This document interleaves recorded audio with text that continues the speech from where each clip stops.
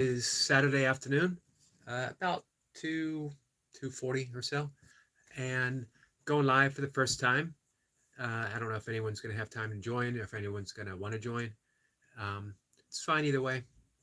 Just trying it out, so we'll see how it goes. Um, if anyone has anything they'd like to talk about, questions on meditation, breath work, uh, burpees, of course. Um, Anything with non-duality, yoga, books, or creativity. All things that I really enjoy talking about. Um, and basically, what I'll do is talk for um, 20 minutes, half an hour, we'll see, about whatever pops up, be it questions or just me looking at the camera and talking about the things that I like.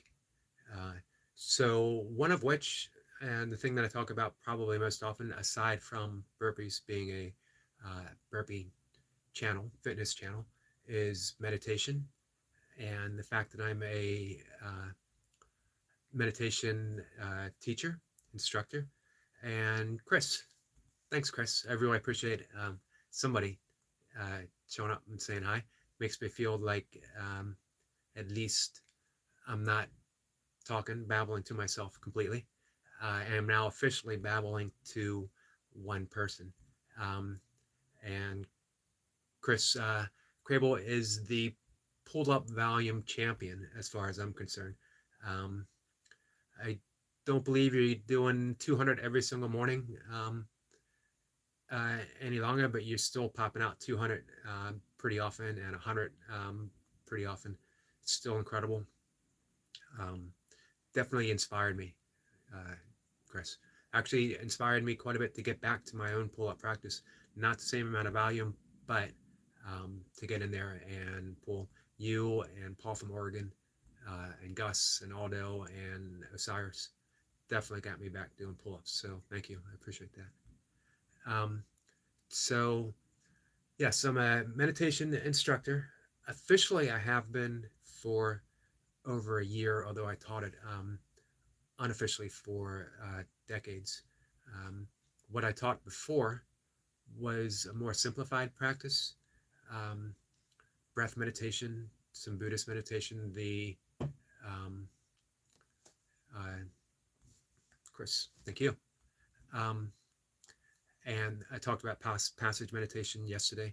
Um, so I taught all of that and basic mantra meditation. But my own practice for decades was primordial sound meditation. Originally, I wanted to learn transcendental meditation, but I simply couldn't afford it at the time. And honestly, I can't afford it now.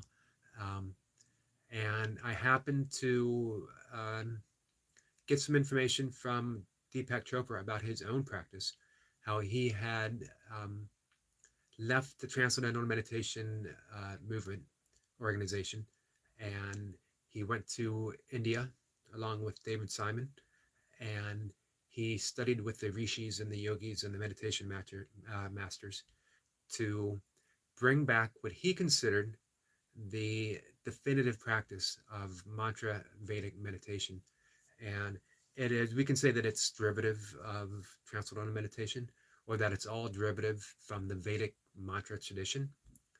Um, and I practiced for decades. My life was literally transformed.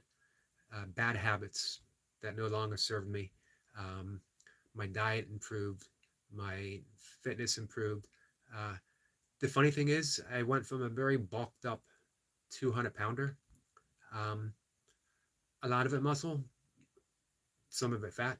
Um, but it was almost like I wore it like a suit of armor to insulate me from people, to insulate me from life itself. That I wore that bulk to keep things and people at a distance. And as my meditation practice deepened, and again, this was after maybe a decade of already meditating, and then just a few months and going on to years into the primordial sound meditation. Um, the weight dropped off, the excess weight. I still kept a fair amount of muscle at the time. I still worked out quite a bit, but that unneeded bulk, especially with the change in my diet, um, it just sort of vanished. And I became much leaner, much fitter. Again, my diet changed. Um, and good morning, Thomas. Thanks for joining. I really appreciate it. Um, two people is actually two people more than I thought might pop in. I sent a plea um, to my ex-wife to join. We'll see if she pops in, and to a couple friends on Facebook that I thought might enjoy the conversation. Um, so yeah, meditation, particularly um, the primordial sound meditation, uh, changed my life uh, drastically in a short period of time. Um, Drinking was a large part of my life for a very long time, since my mid 20s, um, early-ish 20s. Before that, drugs, recreational drugs, nothing major, but uh, quite a bit of recreational drugs, and then a lot of drinking. Oddly enough, much like today, I never missed a workout. I rationalized it all that I could get away with much because um, because of the fact that I was working out all the time. So I could afford to drink, I could afford to smoke, I could afford to, and being younger, you can get away with a whole bunch of stuff that you can't get away with now. Um, but as my practice deepened and expanded, all those things easily dropped away. Um, I became a vegetarian without really trying. From being an avowed meat eater, it was just a shock to myself and my family, my girlfriend at the time, to see how my diet just changed, because I craved healthier food. I craved live food, fruits, vegetables, things that still had a vibratory essence that nourish as you eat. Um, I didn't become a vegan until I guess it's been 12 or 13 years now that I've been a vegan. That was a longer time coming. That was a more ethical decision than a health decision. Um, I grew up in a hunting family, farming family. I worked in a mule farm as a kid, well, as a teenager. Um, and I sort of felt that I needed to remove myself from that cycle of cruelty, of agribusiness that I was caught in. Um, and the only way I could do that was to get out of it completely. So, really, in a space of a couple of days, instead of just eliminating things little at a time, I just instantly became a vegan. So, anyway, I teach primordial sound meditation. I got certified last year. I'm a certified breath coach. I teach breath work. Breath work, again, is a very transformative practice. And the best thing about breath work, the amazing thing about breath work, is you get so much of the benefits of meditation in a 5 minutes, 3 times a day practice, a very dynamic practice. Obviously, more active than meditation, as we are manipulating, controlling the breath to get a specific result. Um, the method that I teach, we have categories of breath. We have coffee breathing. These are just labels given to the specifics of the practice to show what they accomplish. Coffee obviously perks you up. And then we have water practice, water being neutral. If you need energy, it helps lift you. If you need to calm, it's a great afternoon practice.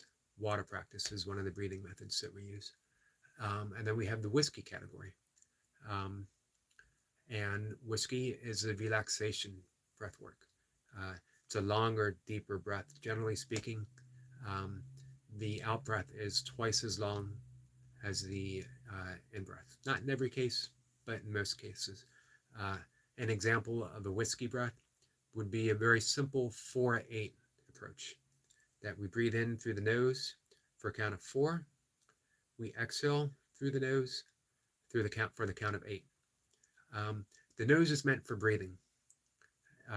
Sounds obvious, but so many of us are mouth breathers, or we don't breathe exclusively through the nose. There's a time to use mouth breathing when we need that quick burst of energy, that quick burst of oxygen. That's when we use it. If on my burpee videos, I talk about that every so often, that I like to start off breathing through my nose, nice even pace. But then when things take off, I'm sucking in air however I can through every aspect of my body. Hey, Derek, thanks for joining. Really appreciate it.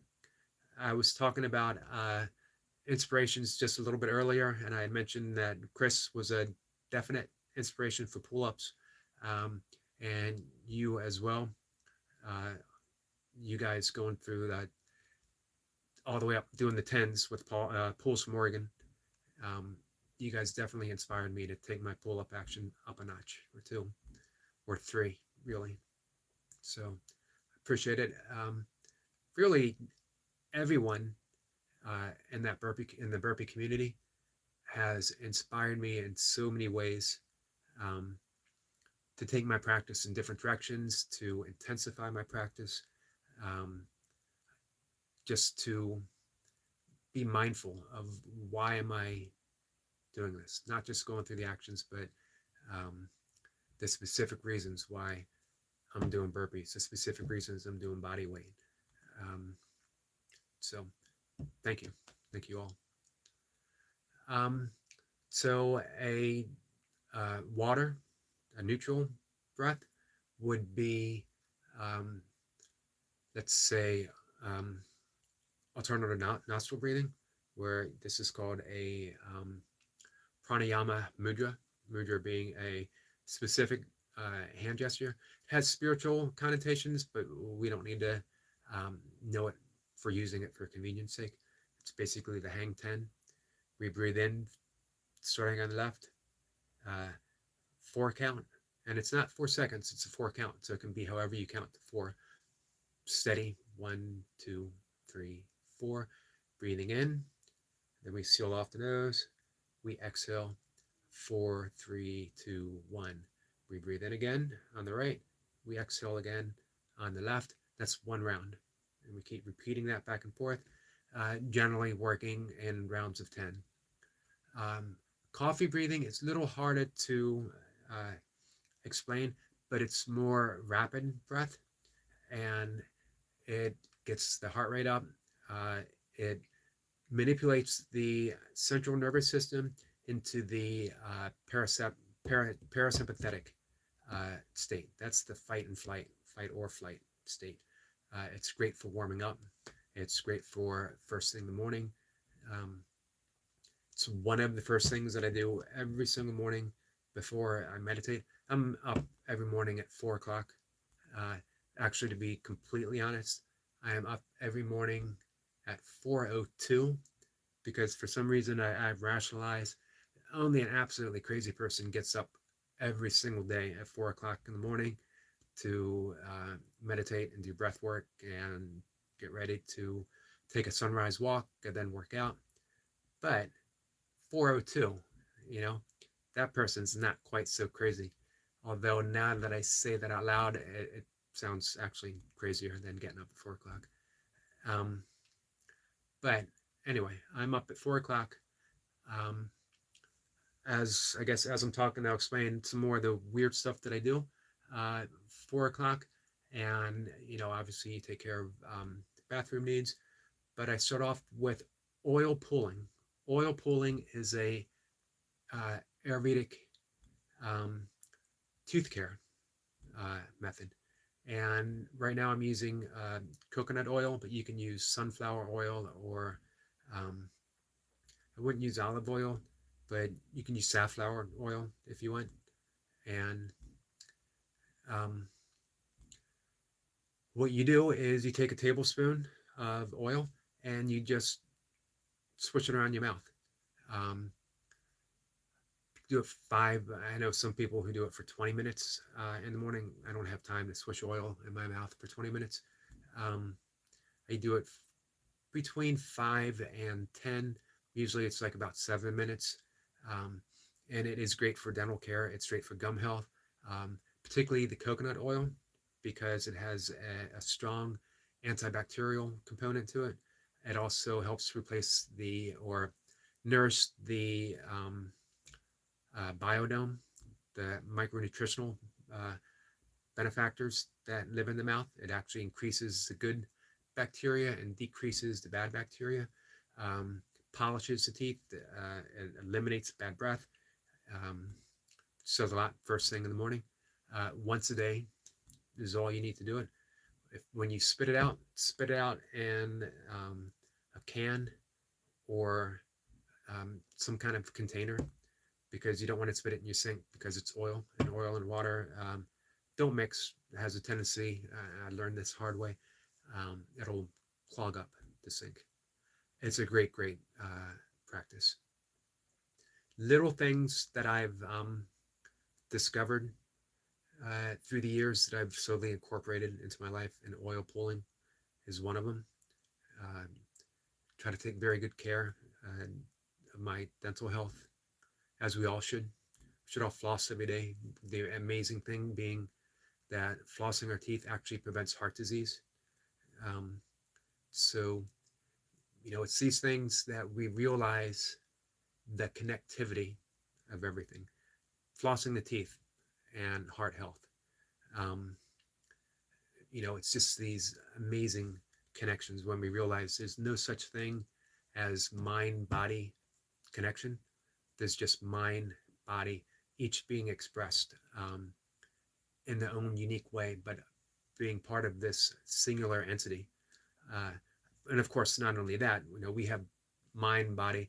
This is actually from my meditation tradition in the Vedic culture, and we talk about the layers of beingness. And we have the layer of mind, we have the layer of body, and then we have the layer of the environment. But these are layers of one thing, of one entity, and that would be the self with a capital S. That's the self of yoga. Again, in the Vedic tradition, it's the I am, the great I am. Everything proceeds from the I am. That's the basis of yoga practice, the basis of Ayurvedic, and to a certain extent, even Buddhist tradition, although the language that they use is going to be completely different. It's the basis for Christian mysticism, the great mystics, from St. John of the Cross all the way to Eckhart, Meister Eckhart, who famously said, "The eye in which I see God is the same eye in which God sees me." That's that layer. That's that whole. Thanks for stopping by, Chris. I really appreciate it very much. It's the same eye in which God sees me. That shows that, it's all just one layer. And of course, Meister Eckhart was threatened with being put to death for his declaration. But now we can talk about it freely. And you are just as apt to find a Christian or a Buddhist or a Hindu who is in touch with that mystical side of reality, of their religion. Even the Islamic faith, and we have the Sufis. So anyway, it's all connected. Teeth health, and heart health. It's all just the body, and you can't neglect one thing and expect it to operate as a healthy unit. It's just impossible. You can get away with it. I got away with it, drinking, smoking, partying for decades, because again, I rationalized that I'm working out. I'm an athlete basically all my life, competing in one thing or another, and I could get away with doing things that were bad for me. But some of them, Uh, Being 58, some of them caught up with me, and I need to double down on the things that are good for me now. Um, the basis of my morning practice of getting up so early is two things really. I get that breath work in, I do that coffee breathing, and then I sit and I meditate 20 minutes to half an hour, sometimes 40 minutes.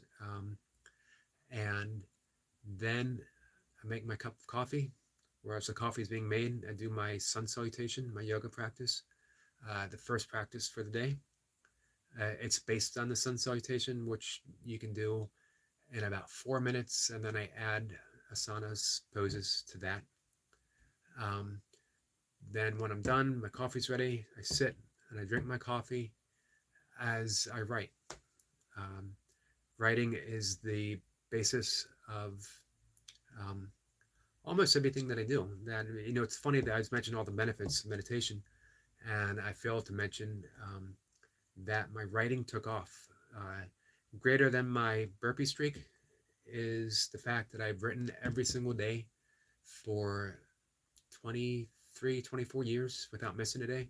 Even when I was doing 24-hour races, 100-mile races, um, I would compose something in my head and then type it out on my phone and text it to myself, or write it on a scrap of paper that I got in an aid station. Um, so writing is extremely important to me. I've had a blog that I've kept for 20 years. Um, I've self-published several books, mostly just uh, poetry, essays, lyrical prose is basically what I like to call it. Um, and uh, Really, creativity and meditation go hand in hand. So as you meditate, you're going to find that you are um, experiencing greater and greater spontaneous moments of creativity, no matter what it is in your life, from burpees to writing to painting, um, anything to do with fitness, anything to do with your body, all of it, it just becomes a spontaneous expression of um, creativity that stems from the silence of the mind that is experienced on the deepest level as we meditate. Um, and then, of course, my other important practice to me is getting in a sunrise walk every morning.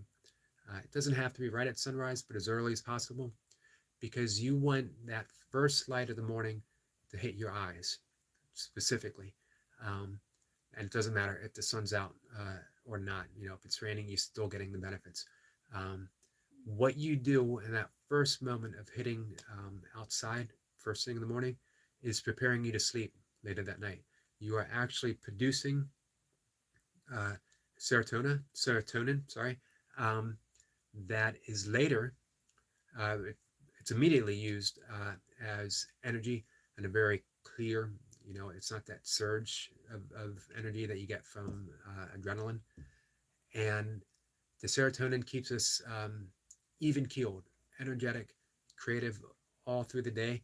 But later in the day, as the sun starts going down, the serotonin is actually converted um, into um, melatonin to help us sleep, help us fall asleep. So I may have gotten my hormones slightly mixed up. I'll have to double check, and if so, I'll correct it in the description. And again, it's those things that we realize what we do now has a great impact later on. What we do first thing in the morning prepares us for going to sleep at night. The breath work that we do first thing in the morning preps us for the rest of the day. Meditation helps us stay even keeled, even tempered, empathetic, compassionate, creative for the rest of the day. Then we do the later practice in the day, more yoga. Hey, thanks for joining. I appreciate it. And it is, and hey, thanks. I appreciate you being here. And these are, well, 5 people. That's probably 5 people. YouTube live is probably more people than I've talked to live all day.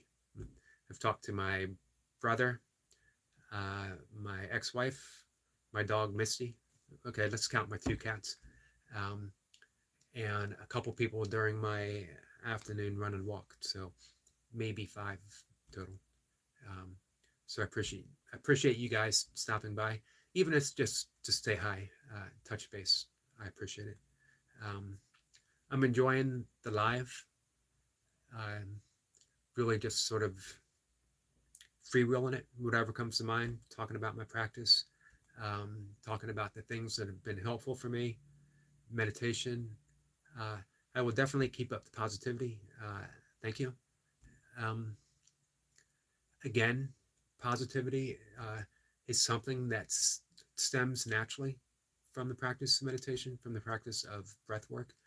Um, and it's not a false type of positivity where you gloss over the things that happen. You don't gloss over sadness. You don't gloss over depression. I've talked openly on my channel about my own experience with ongoing experience of, hey, thanks for joining. I appreciate it. My own ongoing issues with depression. And then, of course, recently with the death of my father, going through grief as well as with depression. But that doesn't stand in the way from the natural, spontaneous positivity that I was talking about. If anything, it allows it even more because you realize that you don't need to force that positivity. You don't need to deny how you're feeling. You don't need to deny.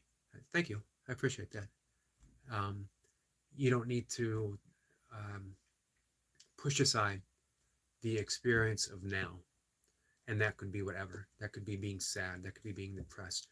That could be anger. Yeah. The other day I talked about Gandhi being thrown off a train in South Africa. Thank you. You have a good day too. Gandhi was a lawyer in South Africa. Thank you. And at the time, a very ineffectual lawyer. Didn't feel like he amounted much. He was struggling. He was low position. He was traveling for business. He was thrown off a train in South Africa because he was in the wrong section for a brown person to be. Amazing. Being a brown person in South Africa. South Africa, Africa itself, the cradle of civilization, the birthplace of civilization. And a brown person, an East Indian who was working for the benefit of miners, believe diamond mine in South Africa, trying to get help for the people. And he was thrown off a train in the rain for being brown. And he sat there being drenched. And obviously, he got angry. He got very angry. And yet, it was what we can only describe as a righteous anger. He used it. It was fuel. In the yogic tantric tradition, our base emotions, our base energy are used to bring up a more subtle type of energy where great changes can take place. It's a more spiritual energy. So he took that base energy of anger, frustration, shame. He was ashamed for being brown and not being able to sit on a train. That wasn't that long ago, and when we think about it, this is in the early 1900s. My father was alive when this happened. My grandfather was alive when this was happening. And he decided to do something about it. That was a transformation from Gandhi, the ineffectual lawyer, to the Mahatma, to the great soul. And he actually freed India from the tyranny of the British Empire. Hey, how are you? he freed India from the British Empire without a shot being fired, non-violently. The courage he showed in the face of beating in prison, being on a starvation diet, fasting until changes took place, worldwide attention brought to him, and the things that he did. Um, well, Gandhi was brown, um, East Indian. Um, Here's the amazing thing, that a actual South African, a native, a real South African, wouldn't even be allowed on the same place that Gandhi. That we had degrees of racial separation um, by Europeans in Africa. Europeans, you get this comfortable part of the train. If you're working for Europeans um, and you're brown, you get this less comfortable. And if you dare to um, sit anywhere else, you're thrown off, as Gandhi was. If you're black, you're lucky if you got on the train. And this is, again, in South Africa. When we think of that and how long apartheid um, lasted, it's a shame, not just Europeans, it's a shame on humanity that it lasted, that every single country didn't stand up and do something about it. And of course, we have that chance now all over the world, being connected by the internet, that we can literally make great changes overnight in a way that took decades before. So Gandhi and those actions, rising above that anger, he inspired Martin Luther King. He used the same force of love, that same force of nonviolence to bring about change. I explained yesterday in a talk about passage meditation how Gandhi did it, the method that he used, studying the Bhagavad Gita, meditation, deep, practicing deep silence. Gandhi was actually inspired by Quakers and their methods of nonviolence for social change. My great-grandfather was actually a Quaker, worked for the Underground Railroad, something I'm very proud of, actually, coming from that tradition of nonviolence and the tradition of silence. So I guess I'm going to wrap things up. We were talking about yoga, we were talking about meditation, and how we use that to bring about change in our life. Here's the amazing thing. These aren't changes that we do. These aren't changes that we say, from now on, I'm going to be motivated. From now on, I'm going to be positive. From now on, I'm going to be creative. These are changes that actually happen spontaneously, just by getting in touch with our own quiet, silent nature.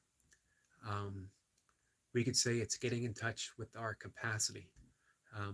Capacity is a term that I like to use more so than talking about emptiness, the Buddhist concept of not having a specific self. Some people find that hard to relate to, at least at first, until it's better explained. But capacity, we can all relate to. Capacity is empty by nature, but for the purpose of holding. So, we think open hands, that's capacity. Teapot, that's capacity. The sky is capacity for clouds. Everything is allowed in the sky. Rain clouds, puffy white clouds, airplanes, birds, mountains, treetops. All of it is allowed in the sky. That's capacity. That's what we are, in essence, capacity. Capacity is another way of saying unconditional love, because true love has no conditions, and true love is capacity, allowing everything. Doesn't mean that we have to like it, doesn't mean that we don't get angry, but that capacity is there, and it's all being held. And through capacity, everything is transformed. Everything changes. That's the importance of those morning practices that I was talking about, is using capacity, allowing ourselves to be the capacity for great change to happen with little effort, least effort, as they might say in Taoism, um, or as they say in the yogic traditions. Least effort is what brings about the greatest changes. Um, just entering that intention, using the silence of meditation to change every aspect of our life. All right, guys. Amazingly, I've talked for over 35 minutes. I appreciate everyone who stopped by. Um, and I'm going to do this again. Actually, I'm going to do it fairly often. Uh, answer questions when I can. If I have an answer, if I don't have an answer, um, I'll be honest and tell you I just don't know. Um, there's a great Buddhist tradition of realizing our don't know mind, simply not knowing. Um, because everything is basically a story. In essence, we don't know. We surmise and we add to that story. Um, so, yeah, let's do this more often. Again, I appreciate you guys, and I will talk to you soon. Stop by for some burpees tomorrow. All right, take care. Bye.